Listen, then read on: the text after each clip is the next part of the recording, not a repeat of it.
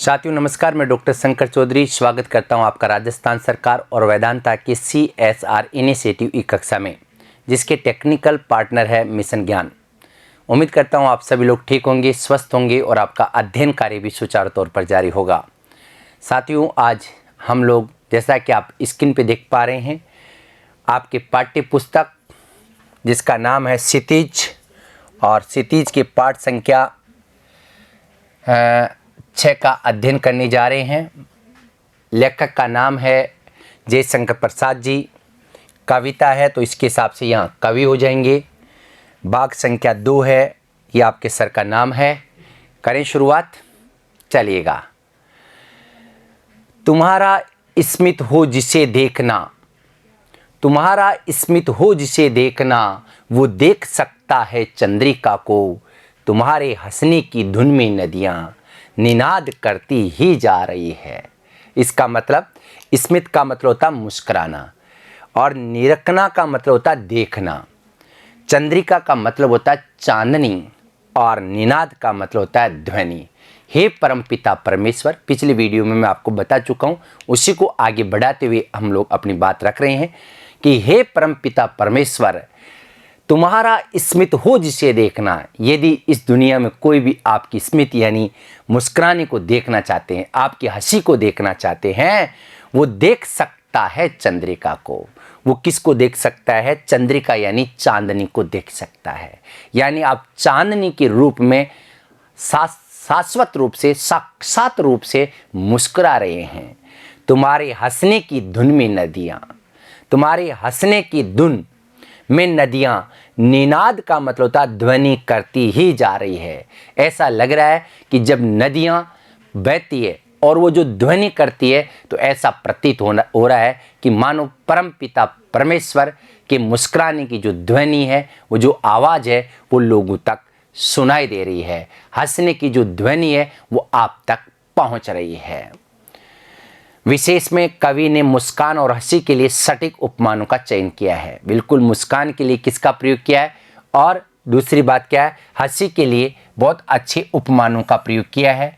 भाषा में तत्सम, तत्सम का मतलब तो आप जानते होंगे, संस्कृत शब्दों की प्रधानता है। तद्भव का मतलब हो जाएगा हिंदी, तो यहाँ हिंदी शब्दों की प्रधानता है। और इधर अगर हम बात करें तो संस्कृत शब्दों की प्रधानता है। काव्यांश में उपमा, उपमा एक अलंकार है जहाँ उपमेय में उपमान का अभेद आरोपण किया जाता है। जैसे मुख है चंद्रमा के समान है। मानवीकरण अलंकार है। कुल मिला के इस पूरे के पूरे पद्यांश में इन दोनों अलंकारों का प्रयोग किया गया है। विशाल मंदिर की यामिनी में जिसे देखना हो दीपमाला, वो तारका गण की ज्योति उसका पता अनूठा बता रही है।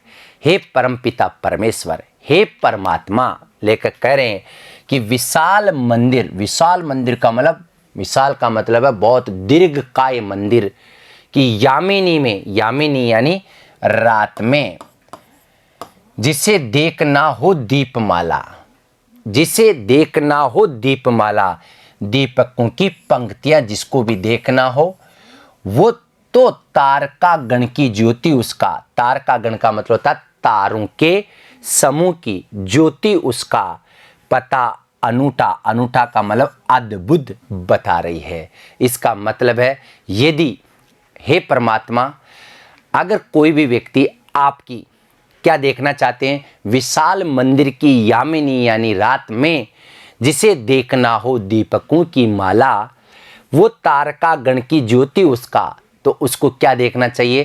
तारका गण की ज्योति यानी तारों के समूह की जो ज्योति है, पता अनूठा बता रही है। वो उसका पता बताती है कि दीपों की जो मालाएं है ना, उसकी उपमा किससे की गई है? तारका गण यानी तारों के समूह से की गई है।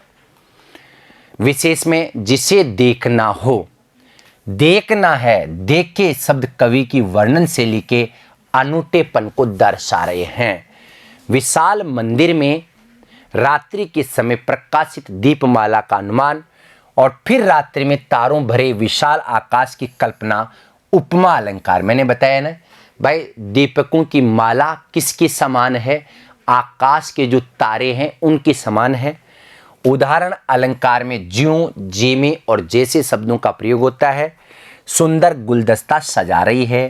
काव्यांश प्रसाद जी की सरल भाषा, जयशंकर प्रसाद जी की जो भाषा थी वो एकदम सहज है, सरल है। और अनूठी वर्णन शैली का दुर्लभ का मतलब बहुत ही कठिन, ये उदाहरण इसमें प्रस्तुत किया है। देखिएगा, प्रभो प्रेममय प्रकाश तुम हो, प्रकृति पद्मिनी के अंशु माली, असीम उपवन के तुम हो माली, धरा बराबर बता रही है। मतलब यहाँ परम पिता परमेश्वर की घट घट में व्यापकता के बारे में बताया जा रहा है। प्रभो, हे ईश्वर, हे परमात्मा, प्रेममय प्रकाश तुम हो, कि जो आप हो वो प्रेममय प्रकाश हो। प्रकृति पद्मिनी का मतलब होता प्रकृति रूपी कमलिनी के आप अंशुमाली यानी सूर्य हो। अरे भाई देखिएगा, प्रकृति रूपी जो कमलिनी है उसके सूर्य किसको माना है? प्रभु। और ये जितने भी पद्यांश मैं आपको पढ़ा रहा हूं ये सारे के सारे जयशंकर प्रसाद की कविता का नाम क्या है? प्रभो कविता से लिए गए हैं। असीम उपवन के तुम हो माली, और आपका जो उद्यान है ना बहुत बड़ा है जिसकी कोई सीमा नहीं है। तो असीम उपवन के तुम हो माली, आप ही स्वामी हुई परमात्मा, धरा बराबर बता रही है। इस बात को बराबर धरा यानी पृथ्वी बतला रही है। कुल मिला के बात है कि परम पिता परमेश्वर घट घट में व्याप्त है। ये बात हम लोगों को समझ लेनी चाहिए। ईश्वर प्रेममय है, प्रसन्नतादायक है और सारी सृष्टि का संरक्षक है। कवि ने अपने दृढ़ विश्वास को इस अंश में प्रकाशित किया है। प्रसाद जी की अलंकारिक वर्णन शैली, अलंकारिक वर्णन शैली का मतलब है अलंकारों का प्रयोग किया है। प्रभु प्रेममय प्रकाश, प्रकृति पद्मिनी के अंशुमाली में यहाँ उपमा अलंकार है। उपमा अलंकार क्या होता है ये भी मैं आपको बता चुका हूँ। तो मुझे उम्मीद है दोस्तों ये जो प्रभु जो कविता है ये भी आपको अच्छी तरह से समझ में आ गई होगी। आज के लिए इतना ही, धन्यवाद, नमस्कार। बोलो इससे पहले एक बार फिर कुछ पद्यांश इस कविता के सुन लीजिएगा, समझ लीजिएगा। जो तेरी होवे दया दयानिधि, तो पूर्ण होता ही है मनोरथ, सभी ये कहते पुकार करके, यही तो आशा दिला रही है। और अंत में यहाँ लेखक कह रहे हैं कि जो तेरी होवे दया, हे परमात्मा जिस पर भी तुम्हारी दया हो जाती है, हे दया निधि, हे दया के समुद्र सागर, तो पूर्ण होता ही है मनोरथ। तो जो व्यक्ति मनोरथ अपने मन की इच्छा रखता है वो पूरी हो ही जाती है। सभी ये कहते पुकार करके, सभी लोग इसी बात को पुकार पुकार के कहते और मैं भी कह रहा हूँ, यही तो आशा दिला रही है। और इसी बात की मुझे क्या है, आशा है कि मुझे भी एक न एक दिन परमात्मा दर्शन देंगे। कवि ने बड़ी सहज सरल भाषा में अपनी आशा व्यक्त की है। बिल्कुल बहुत ईजी है। कवि को परमेश्वर की दया भावना पर पूर्ण विश्वास है।